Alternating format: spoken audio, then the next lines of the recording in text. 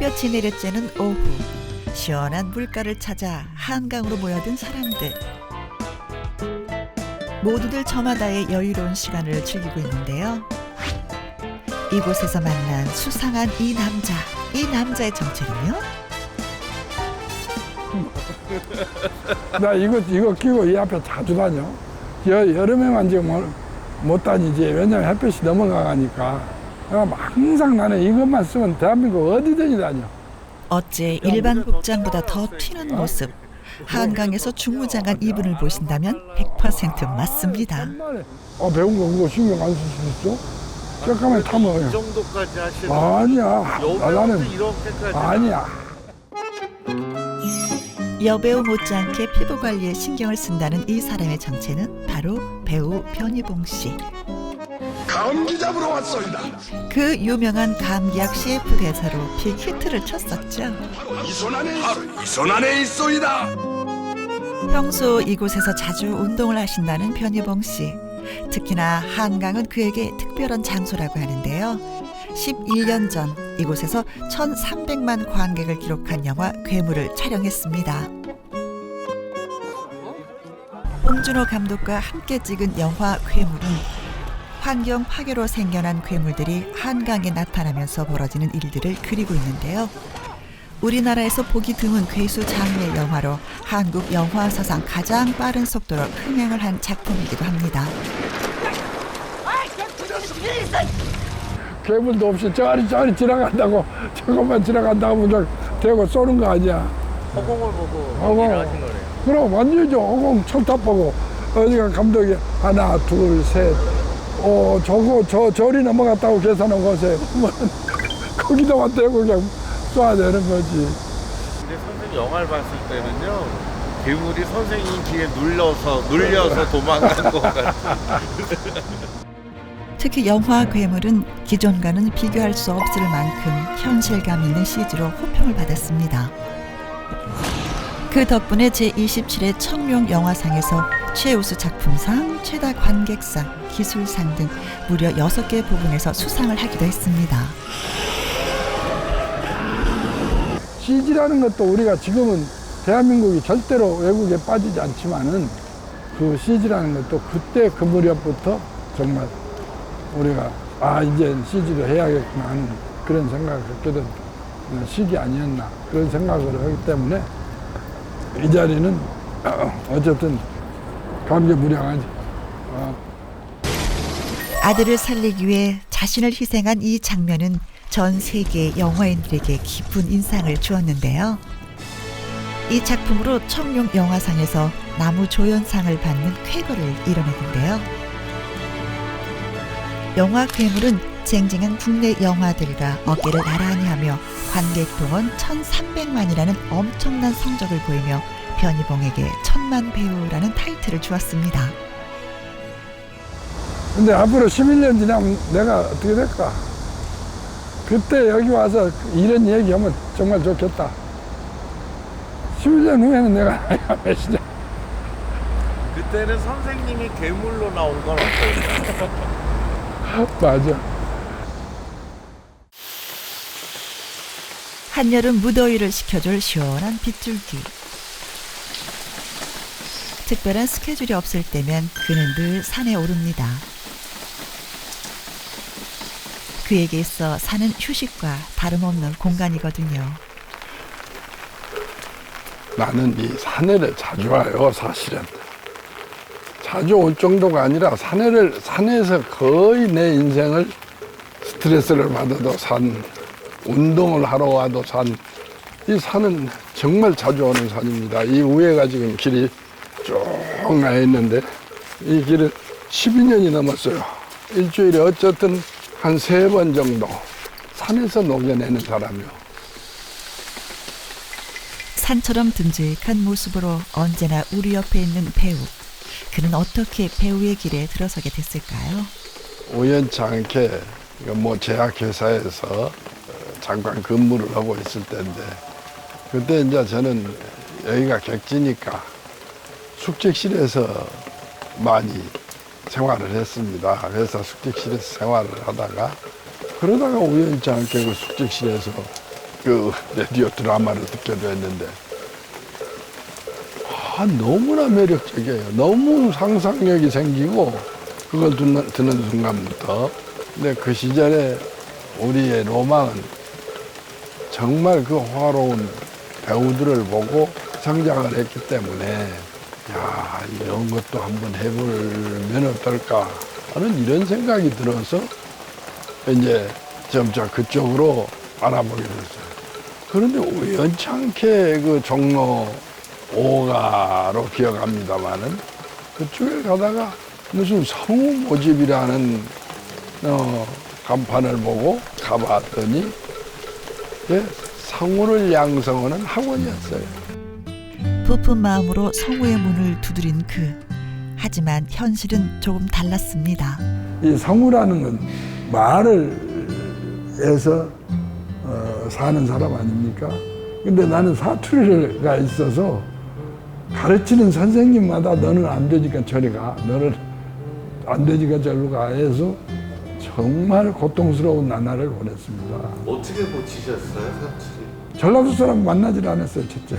그리고 이 방송만 들은 거예요, 방송만. 근데 묘하게 그 시절에 또 불고를 당해가지고 부모도 못 만난 놈이 누구를 만나겠습니까? 전혀 안 만나고 항상 책을 읽어도 표준 생각을 하면서 모든 것을. 그러니까 그게 나중에는 고쳐지더라고요. 고쳐졌어요.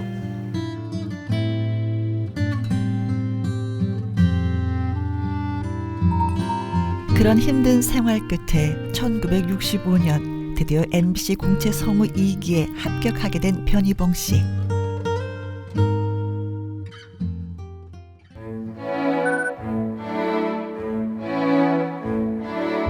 성우 활동과 연극을 통해 차츰차츰 기반을 잡아가던 그.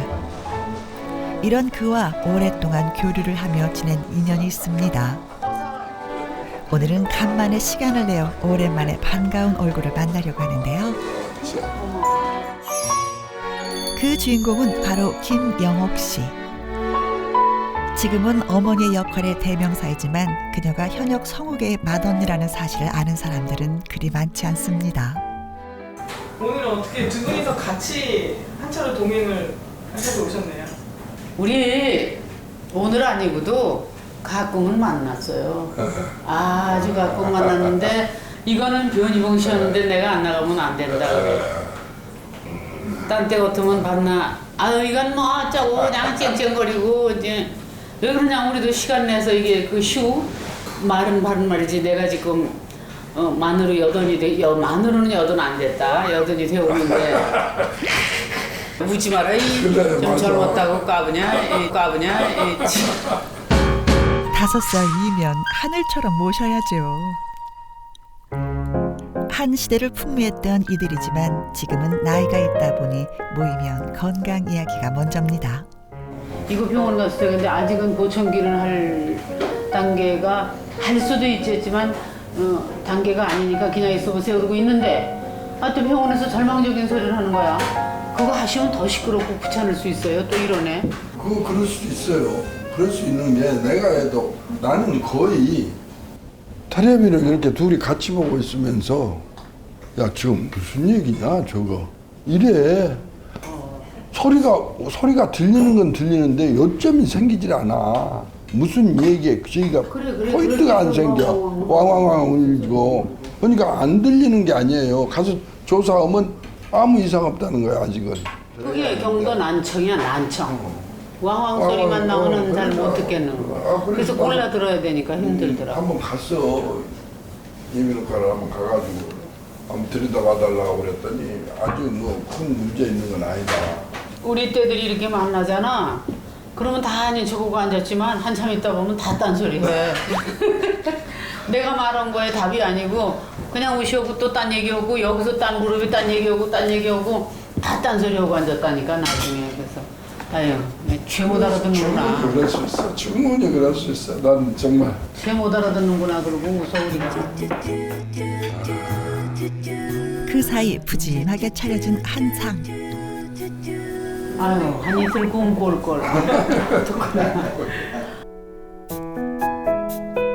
보기에도 먹음직스럽지만 건강을 생각한 신선한 음식들. 맛깔나는 찬들을 앞에 두고 두 사람의 이야기가 계속됩니다. 두 분이 닮으셨어요. 아 재수 없어. 내가 왜 이러다 그냥. 아니 남매지간 같으신데. 진짜 남매 같아요. 나 이게 뭐가 마음이. 닮으셨어요, 진짜 그 외모도. 그래? 내가 여가 저렇게 이빨이 이렇게 내가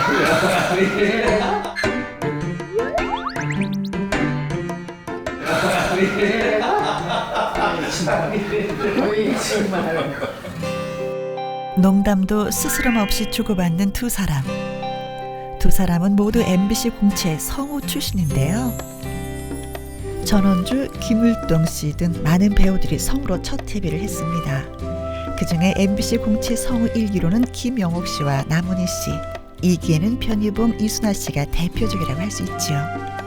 외화 더빙이니 뭐니 그냥 넘나드느라고 정말 난 바빴지. 그때부터 여태까지 정말 참 쉬는 시간이 거의 없어서 MBC 뭐 빌딩 뭐 기둥 몇 개를 가져가지 않았냐 그런 소리를 얘기를 하고 그래서 이제 그만하시오. 60 몇 살 되니까 왜 그래 그래서 내가 왜 그만해?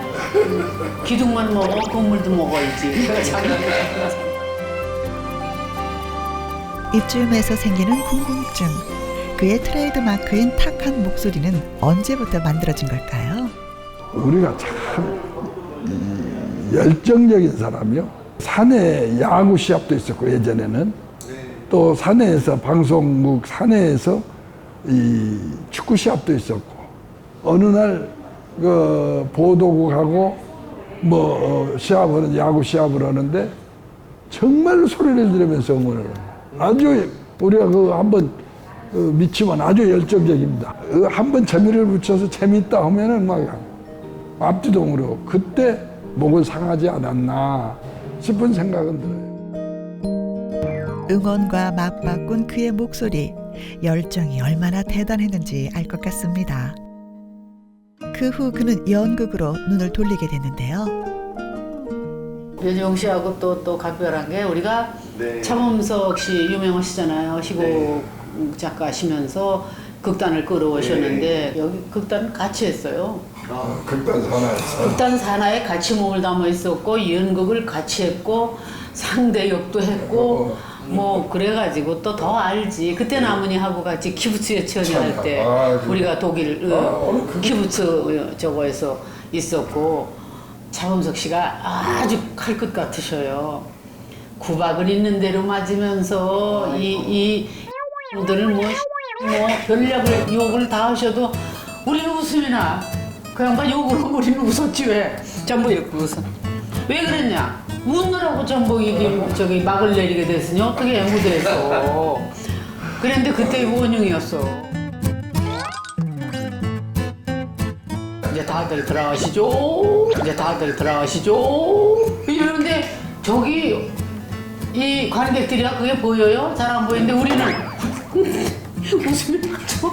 우리가 웃다 보니까 무대에 웃음이 그 전해지는 거는 무서워요. 그냥 웃음 왜 웃었는지도 모르고 다 웃는 거야. 그러더니 김소은 씨가 급하니까 그 다음을 이어가야 되는데 네. 한참 있는 거를 자 다들 들어가십시다 이러고 몰고 들어갔어.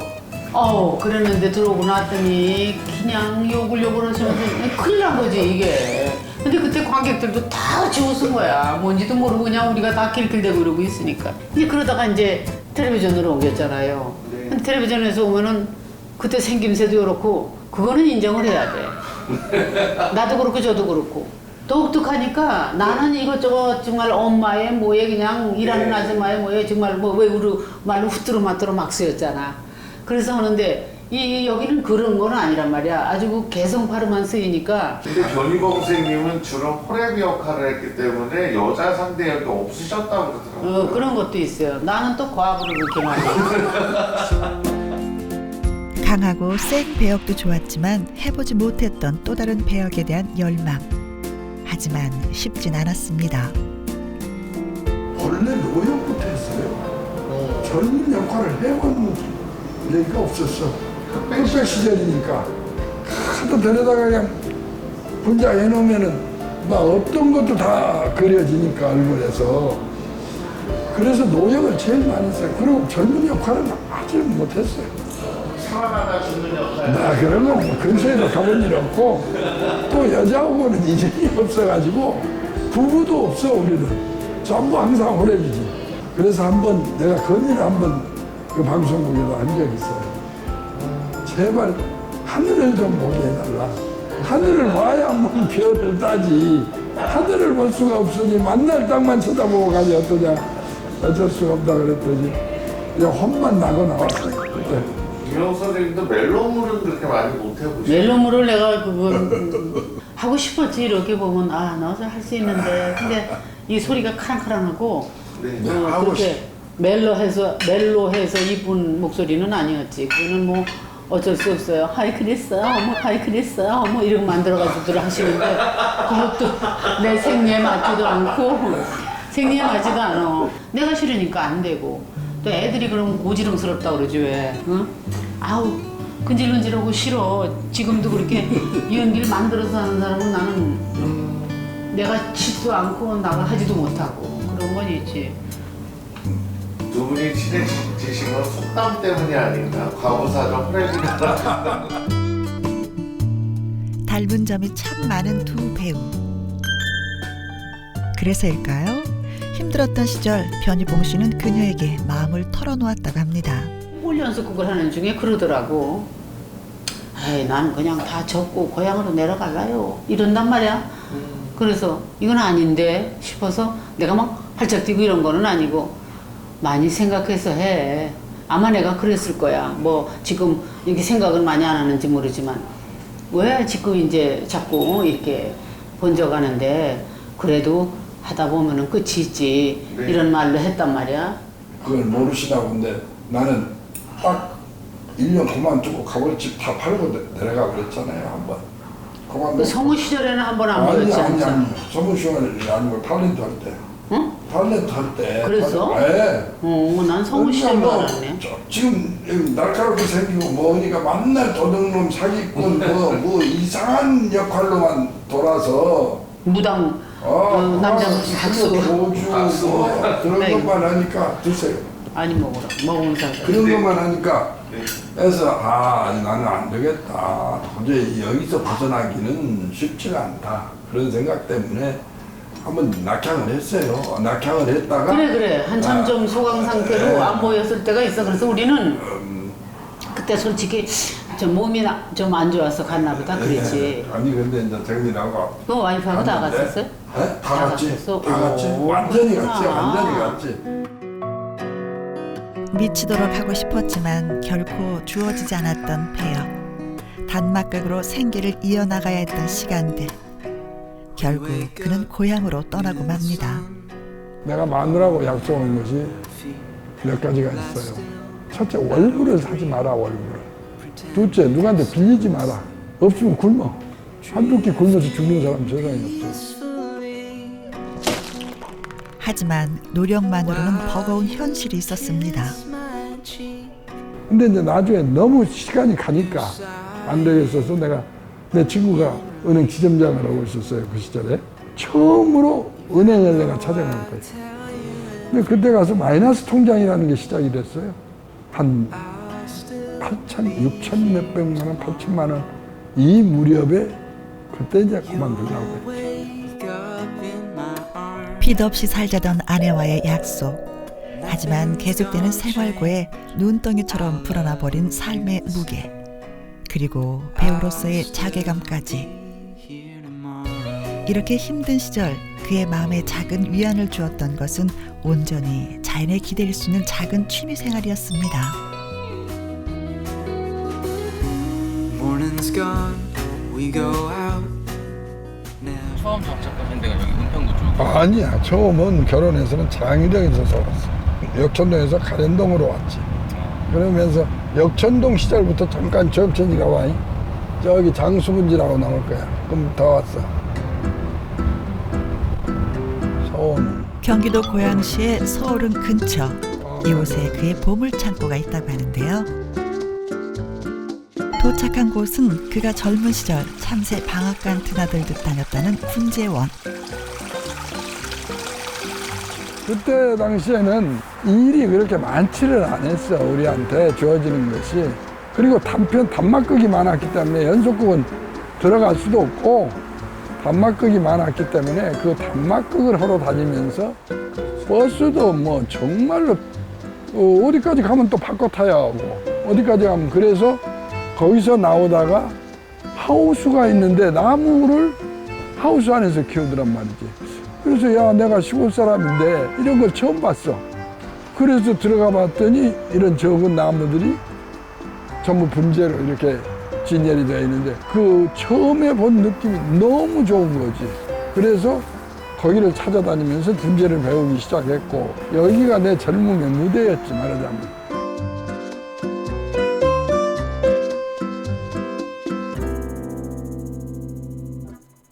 정말 좋은 나무들을 갖고 있어. 자연을 그대로 옮겨놓은 분재 매력에 푹 빠져 나무 농장까지 했었다고 하는데요. 하지만 IMF 당시 외환위기로 수출길이 막히면서 농장 일도 그만두고 말았습니다.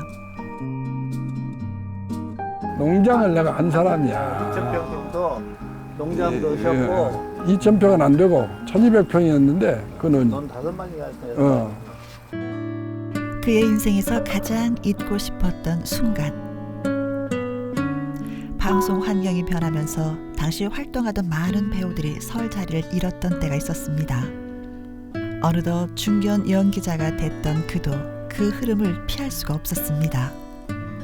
일이 없어 쉬는 날들이 다반사였습니다. 정말 고통스러웠죠. 첫째, 집에 미안해서 못 있겠는 거예요.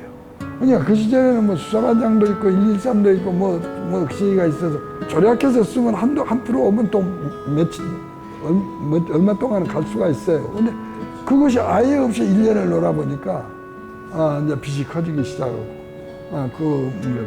내가 서운흥에 살았어요. 서운흥 그 산 뒷산을 아침에 올라갔다가 점심 11시 반에 내려와서 반드시 이제 목욕탕을 들려서 소주 한 병을 그냥 이만한 잔에다가 한 병을 부어가지고 그냥 계란 하나 거기다 돈이 있으면 계란 하나 풀고 그래서 그냥 한 병을 그냥 마시는 거예요. 그냥 이런 그릇에. 그리고 이제 집에 들어가 자고. 그런 걸 한 1년 가까이 하고 나니까 정말 나는 여러분한테 알려기나 해서 다리가 지금도 이렇게 좀 생겼습니다. 다리가.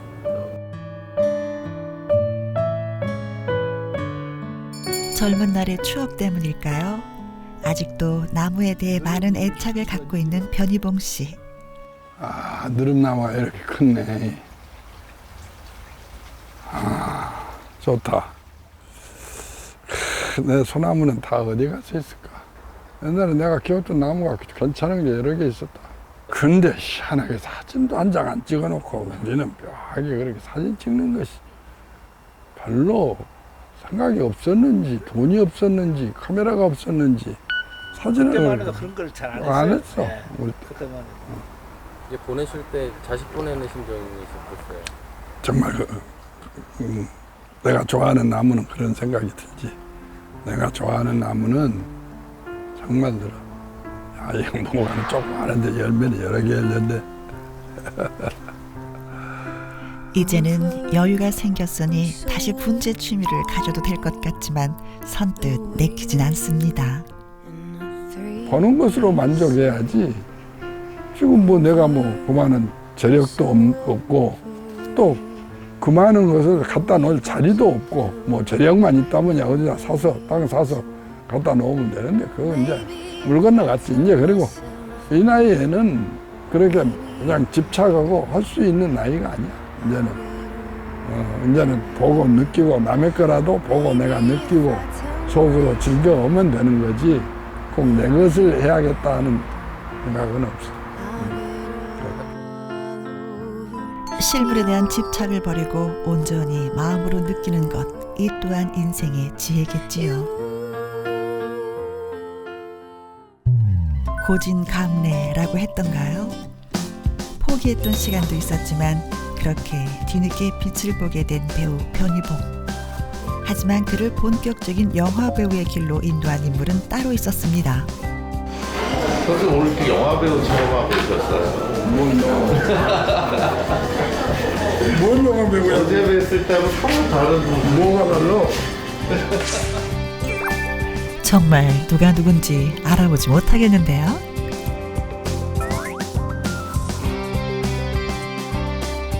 요즘 그는 밥을 안 먹어도 배가 부릅니다.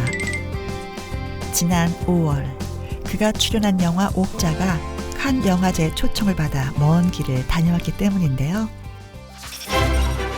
프랑스 남동쪽에 위치한 휴양지의 도시 칸. 바로 이곳이 전 세계 영화인들의 축제인 칸 국제 영화제가 열리는 곳인데요. 국제 영화의 메카이자 모든 영화인들이 간절히 서길 바라는 꿈의 무대에 영화 옥자가 섰습니다. 이때 오늘의 만남 주인공 봉준호 감독이 등장을 하는데요. 히트작 제조기 대세 감독 봉준호. 천만 영화 괴물. 500만 관객을 동원한 살인의 추억. 제작 당시 대한민국 영화 역사상 최대의 제작비 약 400억 원을 들인 설국 열차. 그리고 2017년 그의 새로운 영화 옥자로 관객과 마주했는데요. 이름만큼 독특한 영화로 영화인들의 큰 관심을 받았습니다. 봉준호 감독과 그는 2000년도에 제작된 영화 플란다스의 개로 처음 만났는데요. 그 운명과도 같은 만남 이후 지금까지 봉준호 감독의 작품에 꾸준히 출연하고 있습니다. 감독님 요즘 새로운 별명 생기신 거 아세요? 뭐야? 공자라고 그러던데. 봉태일이 아니라 공자. 그게 훨씬 낫네요. 선생님은 변자. 뭐 좀 좋은 거 좀 드셨어요? 목포에서? 아니 어떤 놈이 가자마자 뭐 먹고 지금 뭐 먹을 것도 없고 근데 전복 오고 문어를 보냈더라고. 전복 오고 문어. 그다음에 장어 장어탕 한번 먹자고. 장어 드셨어요? 목포가 저기 프란다스에게 대사에 목포가 나오는데 기억 안 나시죠? 보일러 김치 고향이 목포예요. 대사상으로. 목포 염창동 출신이라고 하는데 실제 목포에 염창동이 없거든. 서울에 있나 염창동? 근데 내가 그냥 가짜로 막 쓴 건데. 네, 서쪽에. 근데 그 보일러 김치 대사 처음 보셨을 때 기분 어떠셨어요? 이거 되게 황당한 시간이셨어요? 다시 떠올려도 기가 막혔던 그 대사 궁금하시죠? 근데 이 양반은 목포 염창동에서 30년째 보일러만 고치면서 당시 대본상으로 무려 4페이지의 분량의 긴 대사. 이 대사 때문에 그는 애꿎은 봉준호 감독을 원망하며 어떻게 하면 좀 더 이 대사를 잘 표현할 수 있을까 밤잠을 설쳤다고 합니다. 얼토보네이만 보일러 돈다 보일러 돌아불제 프란다스에게도 처음에 안 하신다고. 그리고 그 역할도 무슨 개 잡아먹는 경비원이라고 마음에 안 드신다고. 그런데 제가 이제 계속 뵙고 이제 설득을 좀 해주십사 했죠. 제가 또 신인 감독 처음 이제 또 영화 찍을 때여서 선생님한테 좀 의지를 해서 찍고 싶었는데 선생님 생각하고 쓴 거였으니까 그 역할을. 정말 좀 그때 그 플란다스 본 감독을 안 만났더라면은 인생이 어떻게 됐을까 나는 항상 그 생각을 해. 그때 안 만났으면 진짜 그냥 한꺼풀은 잡아먹고 그 시절에. 봉준호 감독과의 첫 만남 당시 그는 1년째 아무런 작품도 하지 못했던 상황이었습니다. 이제 뭐를 하든지 다른 것으로 바꿔야 밥을 먹겠는데 설상가상으로 또 IMF 후에 어떤 얘기가 나오냐면은 나이 많으신 분부터 사례를 좀 깎자 이거예요. 근데 우리 정말 많이 못 받았거든요. 우리 그 시절. 등급으로 받았던 시절이니까 얼마 안 되는데 그 얘기를 해서 그냥 당신들끼리 해라. 근데 당신들이 밥이나 제대로 먹여줬냐. 다른 게 이렇게 퍽퍽한데 뭘 그런 얘기를 전화를 해. 그리고는 정말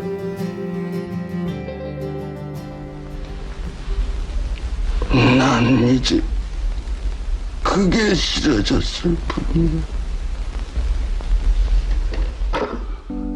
젊은 시절을 고스란히 바쳤던 방송계에서 가슴에 사무치는 말을 듣고 미련 없이 돌아서려 했던 그때, 마치 운명처럼 봉준호 감독이 나타난 겁니다.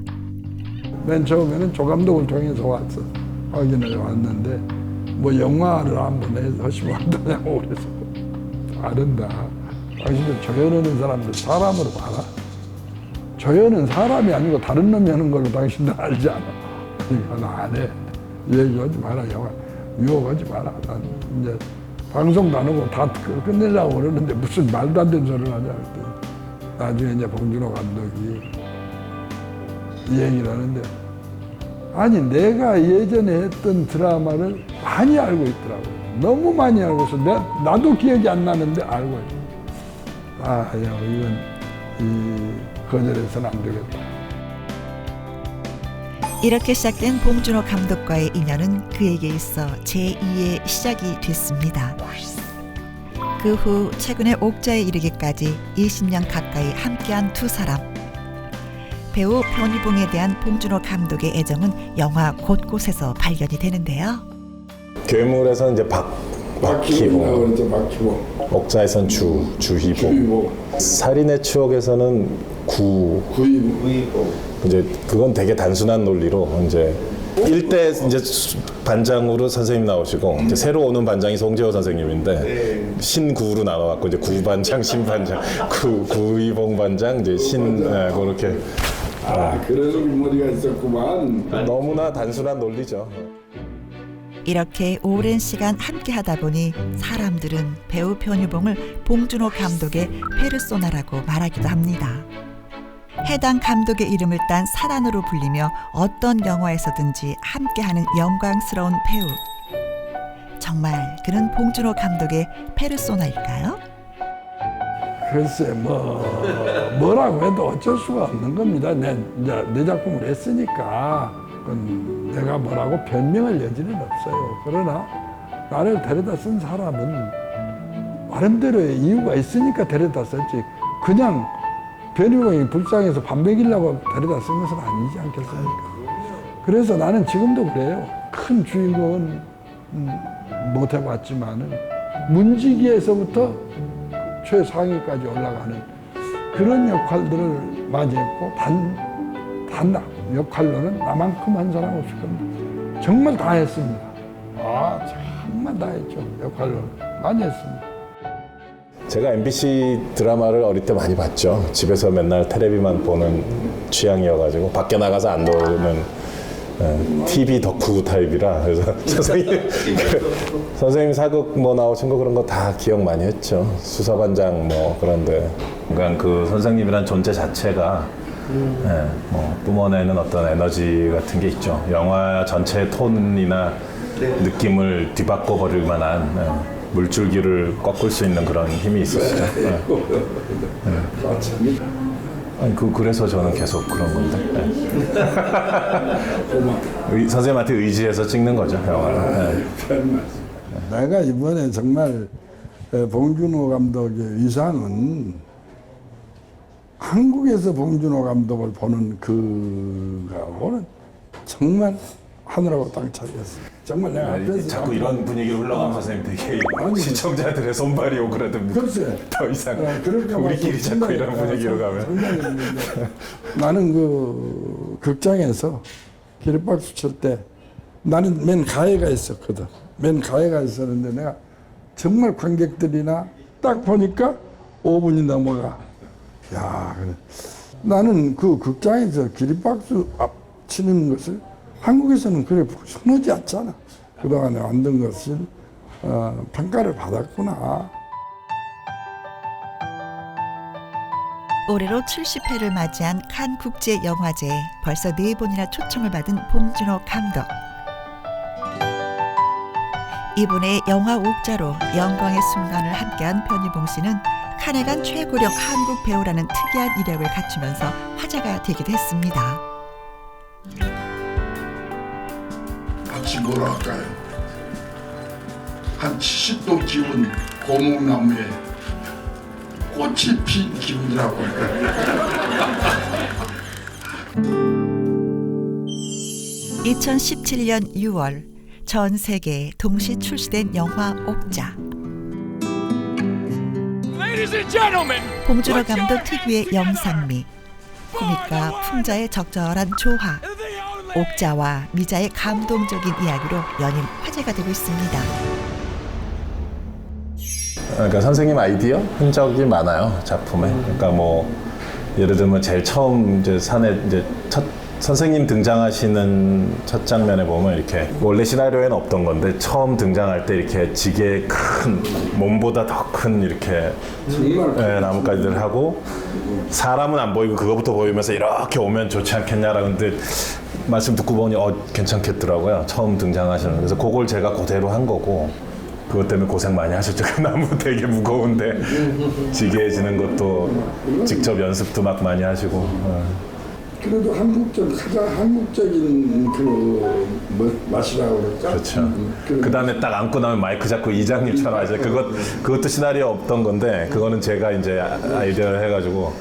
근데 딱 잡고 하시는 말씀은 그냥 막 나오시니까 제가 써드린 게 아니라 또 뭐 막 하셨는데 너무 재밌더라고요.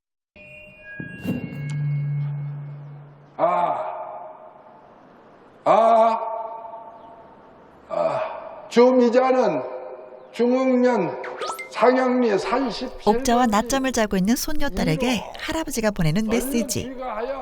바로 이 대사가 변희봉 씨의 애드립이랍니다. 막 감독님을 흔히들 막 디테일이신 봉테일이다라고 많이 얘기하시잖아요. 근데 제가 보기에는 봉 감독님보다 더 디테일하신 분이 선생님이셨다고 생각을 해요. 미자 집에서 이렇게 밥 먹는 씬이 있었어요. 근데 그 밥상 위에 있는 매운탕이 담겨져 있는 냄비가 너무 새 것이라고 소품팀께 말씀을 드렸던 적이 있었어요. 그러니까 요즘 관객분들 눈이 너무 좋으시잖아요. 그러니까 선생님은 그것까지 다 생각을 하신 것 같아요. 짜잔!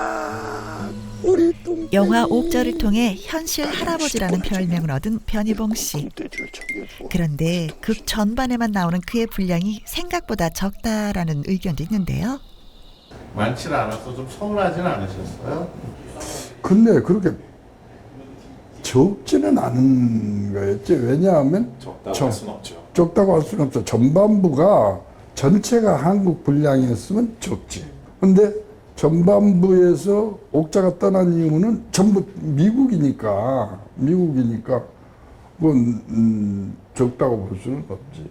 주디 덴치였나? 그 명배우 그분이 영화에 나온 분량을 이렇게 숫자로만 계산해 보면 8분? 2시간이 넘는 영화인데 나온 분량을 다 스톱워치로 체크해 보면 한 8분 몇십 초. 그렇지만 이제 오스카를 받으셨거든요. 그러니까 이제 꼭 분량의 그 몇 분이냐 그거의 문제는 아닌 것 같아요. 그 영화의 어떤 흔적을 강렬한 흔적을 남기느냐의 문제고. 그게 중요한 거.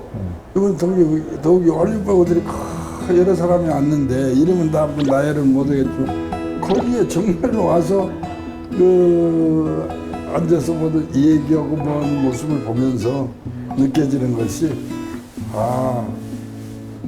위축될 일은 아니구나. 적다고 그래서 위축될 일은 아니구나. 내가 조연이어서 단역이어서 위축될 일은 아니다. 배우는 표현하는 사람으로서 대등한 거다. 이건 앞으로는 그 생각을 버려야겠다는 것이 이번에 내가 다녀와서 하나 얻은 거라면 그런 거.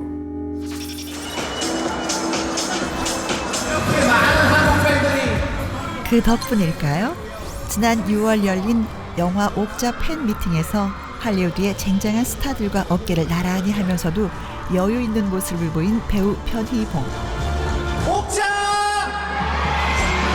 고맙습니다!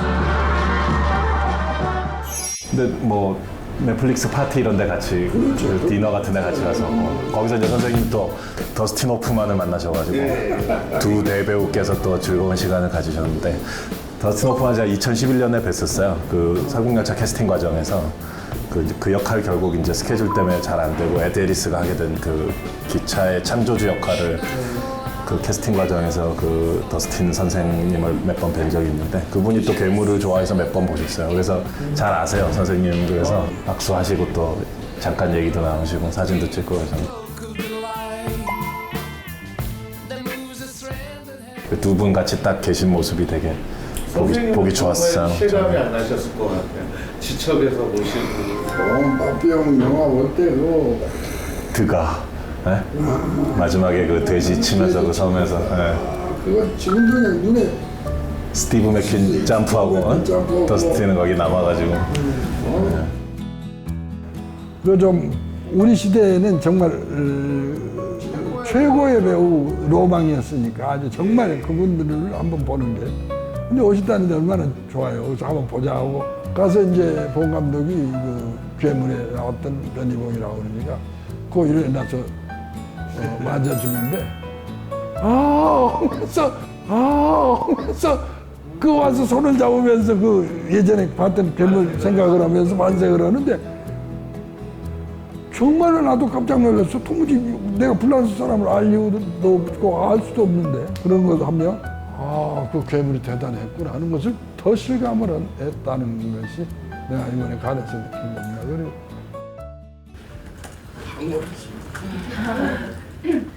방금 소원을 이루는데 이것이 행복인가? 근데 만감교차했습니다.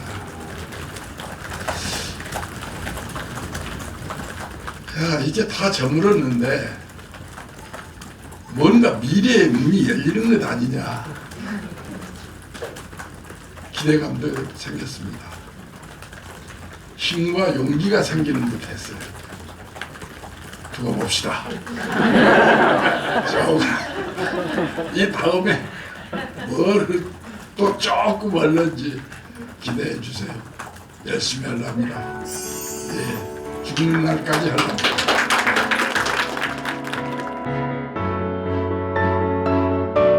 제약회사 사원에서 성우로 다시 연극배우에서 탤런트로 그리고 인생의 황혼기의 영화배우로 최고의 영예를 누린 배우 변희봉. 어느덧 7수를 훌쩍 넘긴 나이. 과연 변희봉 씨의 다음 행보는 어디까지일까요? 어제 선생님하고 식사하면서 재미난 얘기를 하나 했어요. 선생님도 배우시지만 또 김혜자 선생님에 대한 그 선망이 있으시더라고요. 같이 작품을 못 해보셨다. 아니 MBC에서 수십 년간 서로 엇갈리신 거예요, 계속? 신분이 다른 역할을 이게 마더 때 제가 한번 문안 인사를 드렸는데 선생님이 그 말씀하신 건 기억나세요? 봉 감독 뭐 마더란 거 찍는다면서 그래서 예 그랬더니 서방이 있지 않나 혹시? 제가 과부입니다. 그랬더니 과부야 그렇구나 과부구만. 그런 아니 뭐 이미 그때 시나리오가 과부로 쓰여져 있었기 때문에 그런 대화를 했던 기억이 잠시 나요. 나는 드라마에서나 어디서나 보면은 또 반드시 호레비로 나왔지. 반드시 호레비라. 어쩌려고 그랬어? 봉준호 감독의 2009년 작품 영화 마더. 이 역시 큰 흥행을 했고 김혜자 씨 역시 칸에 다녀왔었습니다. 칸에 가면 기회가 있어. 베들린 베니스도 가셔야죠. 어쨌든 이건 길이 내 기억에 남은 뭐 내가 눈을 감을 때까지 이 기분을 자주 가시게 될 거예요, 선생님. 마실 가시듯이 그냥.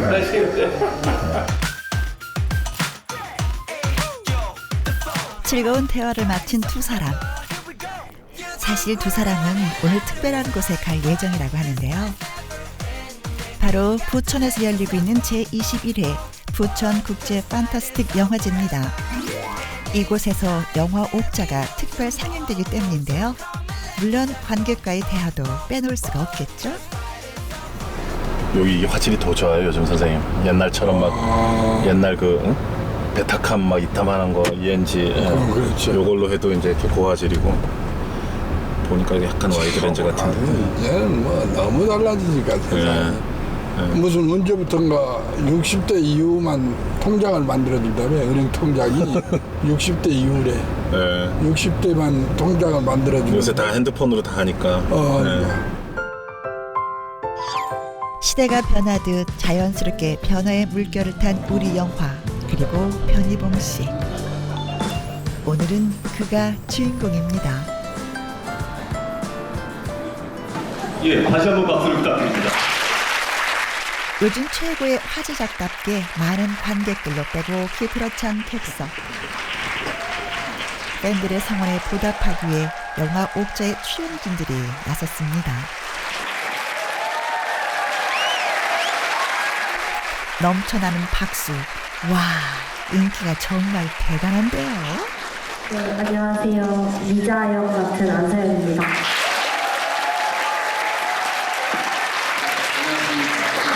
사람 역을 맡은 변희봉입니다. 배우들의 인사가 끝나고 본격적으로 질문이 쏟아집니다. 이 옥자의 외양이나 성격이나 혹은 표정 같은 것들에 대해서 어떤 생각을 가지셨었는지 좀 한번 여쭤볼까요? 저 한간에 떠도는 말처럼 저 자신을 모델로 해서 만든 거죠. 어떻게 하면 실제 동물의 느낌을 줄 것인가?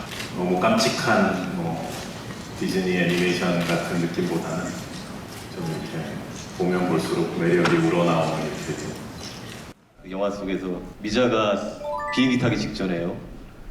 그게 인삼인지 도라지인지 제가 잘 모르겠습니다만 구석에 데려가더니 머리가 어지럽고 멀미가 날 때 이걸 자글자글 씹어라 라고 하면서 주지 않습니까? 그런데 그런 연기는 말이죠. 변 선생님 이외에 그렇게 할 수 있는 분이 없다는 게 제 생각입니다. 그래서 저는 배우가 아니기 때문에 도대체 그런 연기를 할 때는 어떤 심정과 어떤 감정 속에서 할 수 있는 것인지 꼭 한번 여쭤보고 싶었습니다. 저희 시대에는 인삼이 만병통치약이었습니다. 만병통치약. 그런 생각을 하면서 한 거죠. 감독이 하라고 그래서 했어요. 저는 그런 게 아니죠. 그냥 그 시기 잘 됐습니까? 재밌었습니까? 예, 그러면 제가 했고 재미가 없었으면 감독이 시켜서 한 거예요. 예, 감사합니다. 감사합니다. 구성이나 연출이나 되게 완벽했던 영화라고 생각을 하고 시골에서 농사 짓는 가수원 짓는 왠지 할아버지 할머니를 보는 듯한 아마 변희봉 배우님만이 할 수 있는 역할을 맡으신 게 아닌가 하는 생각이 들었습니다. 무사히 끝난 관객과의 만남. 그의 앞길에도 이렇게 계속 박수 갈채가 쏟아지겠죠? 어려웠던 시절 힘이 되어준 지인. 그리고 다시 나를 잊게 한 장소. 이 모든 것이 지금의 배우 변희봉을 만들어낸 밑거름입니다. 나는 훌륭했다고 봅니다. 괜찮았다. 나는 일만 했으면 훌륭한 거 아니야. 근데 사람 욕심은 끝이 없어요. 사람은 욕심 때문에 사는 거 아닙니까? 자기가 하고자 하는 거. 그래서 지금도 나는 기대하는 게 그거예요. 이제는 내가 기대할 수 있는 게 제마이로 나이 먹은 사람 역할을 제마이로 할 수가 있다. 지금까지는 조금 가식이 좀 있었는데 이제는 내 나이가 정말 기억에 남을 수 있는, 우리 관객들한테도 영원히 기억에 남을 수 있는 그런 예술 영화, 어떤 그런 영화가 한번 봤으면 좋겠다. 그런 생각을 합니다. 모두들 늦었다고 생각했지만 아니었습니다. 인생의 황혼기에 맞이한 제2의 황금기. 더 큰 무대를 꿈꾸는 배우 변희봉의 미래를 마이웨이가 응원합니다.